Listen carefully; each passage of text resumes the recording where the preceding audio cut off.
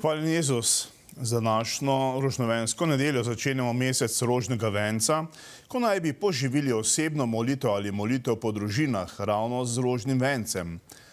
Rožni venec je za mnoge dolgočasna molitev, saj menijo, da človek pri tej molitvi izgubi veliko dragocenega časa. Pa je res čas za Boga izgubljen čas? Ali so nas drugi prepričali v to?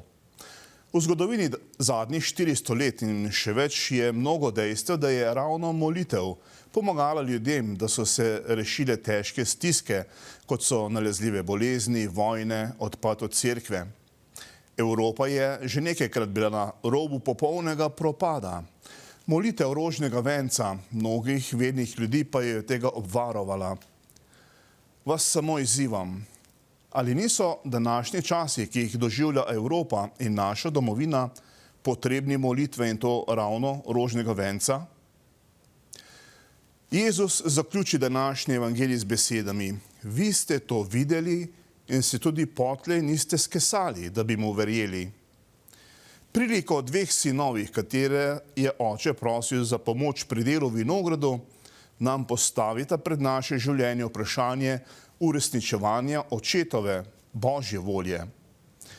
Vprašanje uresničevanja Božje volje je srčika Matejevega evangelija.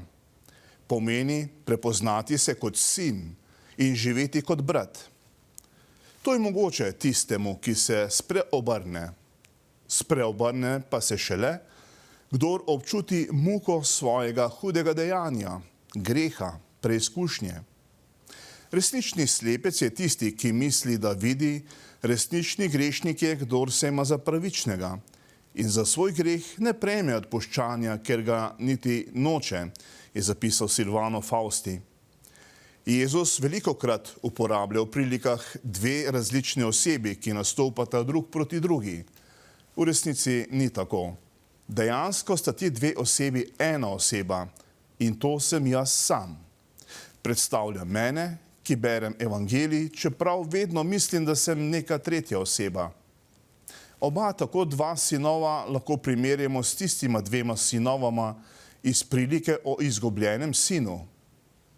Oba sta na svoj način imela podobo Boga očeta kot nekega zahtevnega gospodarja, ki ne trpi nasprotovanja in se mu je potrebno upreti ali ukloniti.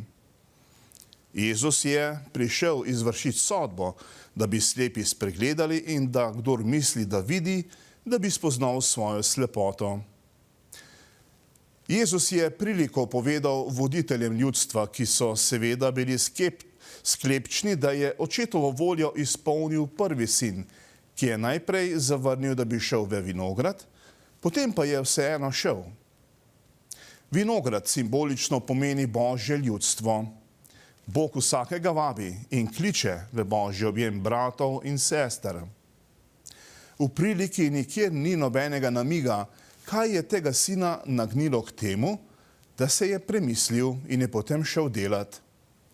Mogoče so bili vzgibi bolj koristoljubne narave, mogoče neupravičen strah pred očetom, mogoče pa je le prepoznal v skupnosti Božjega ljudstva tisto notranjo pomiritev in smisel življenja. Še vedno pa je imel napačno podobo Boga in se je mogoče odločil iz strahu pred Bogom. Drugi sin pa je najprej potrdil, da gre v vinograd, pa ni šel.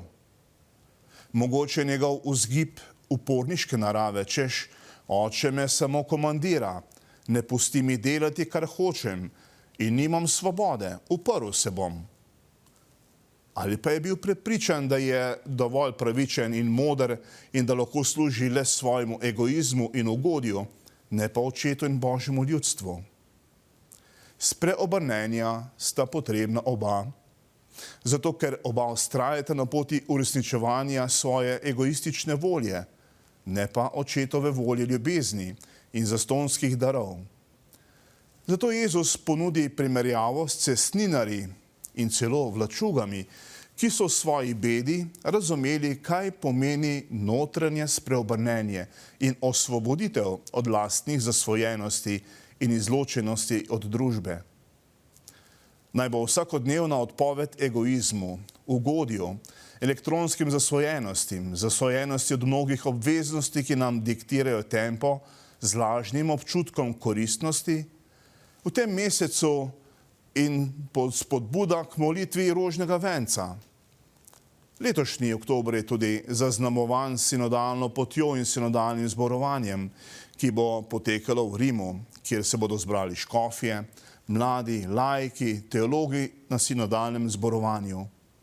Na pobudo papeža Frančiška smo povabljeni, da v molitev rožnega venca vključimo tudi to srečanje, da bi obrodilo obilo predvsem dobrih sadov za vesoljno cerkev. Amen.